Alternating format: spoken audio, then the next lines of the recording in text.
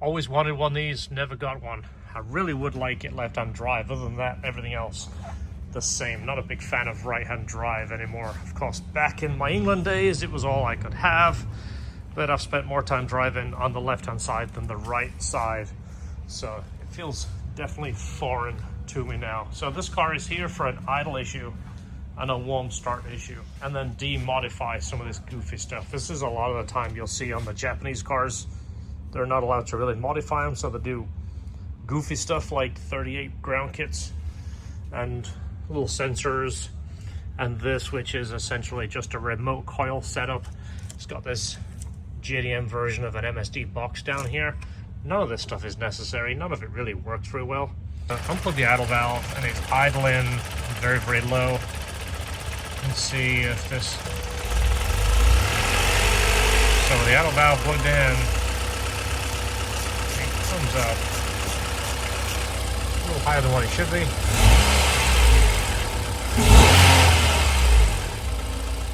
Everything's in there. Plugged it back in and put the cap back on and put wires on it and see if it starts. Yeah, this can... Just leave it all there. There's a box in there. It's not mounted in anything. Does it have a... No, it's not. Does it have a separate power source anywhere? I don't think so. There's another ground wire, I think, going to it, because that's going to the ground side of the battery. Yeah. So I think just everything in this engine bay has its own special ground. So we do have a set of used NGK spark plug wires that are mint, because almost all of them out there are goofy looking. Honda ones have been discontinued a long time ago. Now would be a good idea to pull the plugs and see what they look like, because it doesn't know. It's got 150,000 kilometers on it, so it doesn't know what maintenance has been done. I know you said a timing belt was put on at 130,000, but who knows if the plugs are old.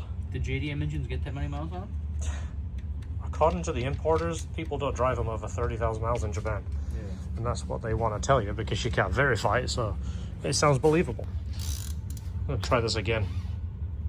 These two plugs were almost loose. I'm going to hold the wrench right here.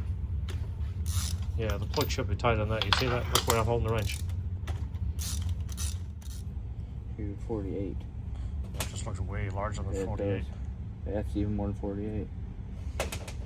So yeah, you can pre-gap these or tighten up the gap, but it just kind of shows you how old these plugs are. I think the gap's supposed to be 44, didn't we say? Yep.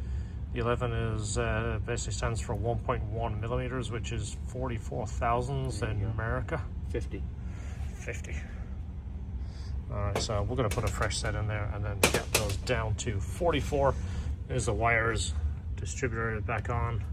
It's plugged in. We're just gonna leave this for right now. We're not gonna move that.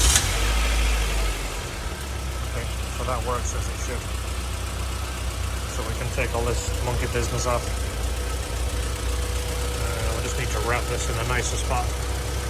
But yeah, this. Hopefully you didn't trash the paint there. This thing just bouncing around. What a bunch of mess. Like 10 pounds of nothing there. Yeah, that thing that was still on the motor does that. Yeah, that is plenty good enough. Unless you're going to go coil unplug, this will do everything you need. I think while we're in here, we're just going to tidy some of this wiring up, because it did say it looks messy. And it's funny how people do grounds. This one is going over here to the cylinder head. The best thing is the cylinder head is grounded to the intake manifold. So there's one wire, it just does that. So we just removed that grounding kit. It isn't necessary. It doesn't do anything unless you're running a big stereo or you have a grounding issue.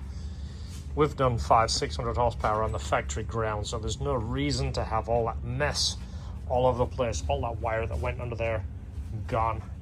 Whole little B16 doesn't make a whole lot of torque to begin with, so I'm making it carry around this right here. This is probably 25 pounds of junk. It doesn't do anything. It's like adding a trailer to the poor car. So we'll put all that in a box and give it back to him. Now it's cooled down. We're going to pull the idle valve off and clean that, go over the adjustment, make sure the throttle blade is correct, TPS and such, and see what else is going on. He had a starting issue and it was hot, which could have been that box, it could have been the spark plugs. We're just eliminating the stuff that doesn't need to be there, and then we can go over the rest of it and see if that takes care of it before we go any further. Look how much better that looks than when it came in. All that junk out of there. Yeah, I just picked it up. It's like 20 pounds worth of junk. All right, you want to hit it and see if it runs better? That might have been a starting issue.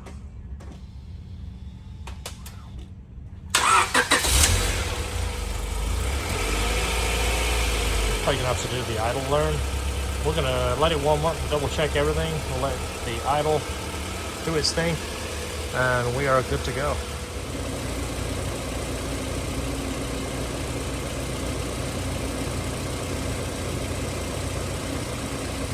There is all the stuff, he can take it home. Some of this stuff is probably valuable to some JDM guy. He'd probably love to have that on his car, but it's no good.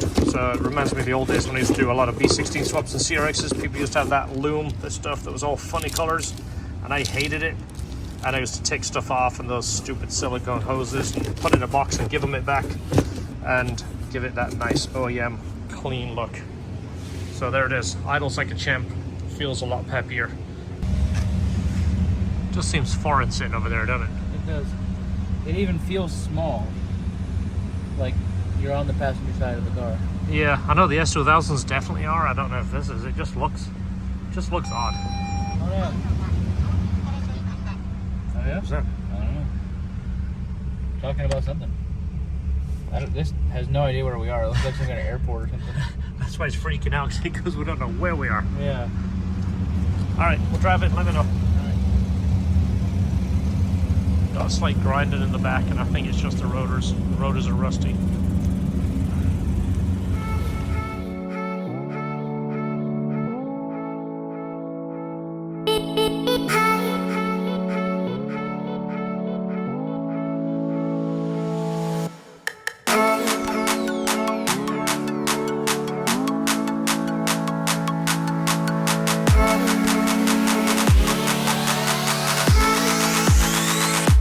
This one is done, ready to go home. He's picking it up tomorrow. He's coming early in the morning, but this one, we went through, basically did the fluids, valve adjustment, the clutch master he was concerned about, but luckily it was in good shape, so we just flushed it, put the new fresh fluid in there, and this one is good. Adjusted the idle, and it had a problem that, I think I've shown this on a video, and I should do a dedicated video. These are notorious to have the gas caps leak, and it will throw a code for it. There's a couple of codes. One thing we've noticed is these caps, over time, they get kind of stiff. What I always tell you, do put a little bit of dielectric grease in there. Don't coat it, just a little bit.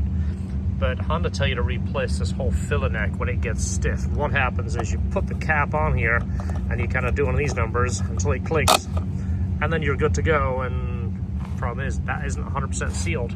You can actually turn this a little bit more. See that? Before it clicks, and that will actually seal it.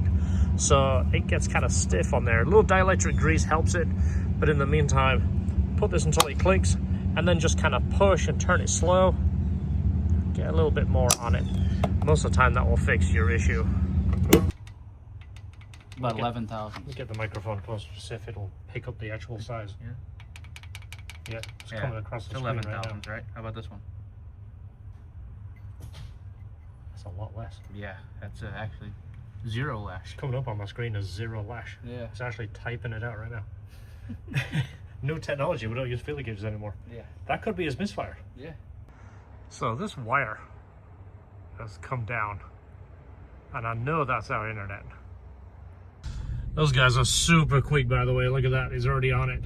It literally took 12 minutes from when I called to get here. A lot of things been going on behind the scenes. You might have noticed I haven't filmed or put much content up recently.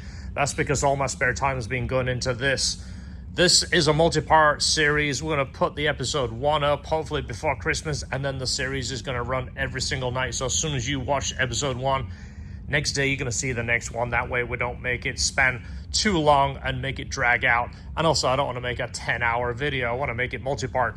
This is a car that we purchased off a customer, and essentially it's a car to buy and sell. It's not gonna be a big profit maker. It's more for video content. I wanted to show you what it'd be like to buy an S2000 and all the things that you run into. We're doing clutch, brakes, interior, all kinds of fix-up little things, little TLC things, headlights, lip. We're gonna have a paint correction. It's gonna be done tomorrow. This car is really close. The last part of the puzzle is the paint and the interior, and to finish off the seats. We've been reconditioning the seats. We've got some new foams coming. We've dyed the leather. We're showing you all the little tips and tricks to make your car look fantastic. If you're in the market for an S2000, this one will be for sale when it's done.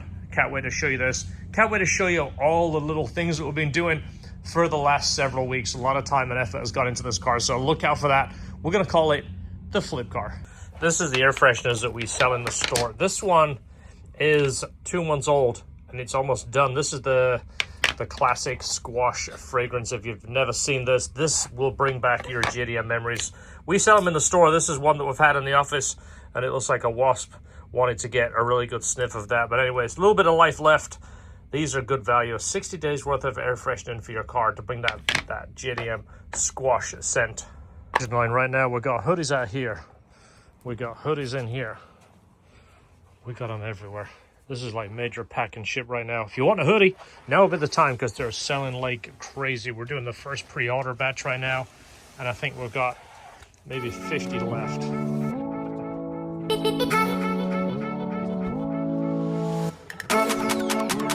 The LHT charging cable kit is in stock and flying off the shelf. These are a perfect stocking stuffer for your S2000 guy that wants a cable and charging system that fits his car correct.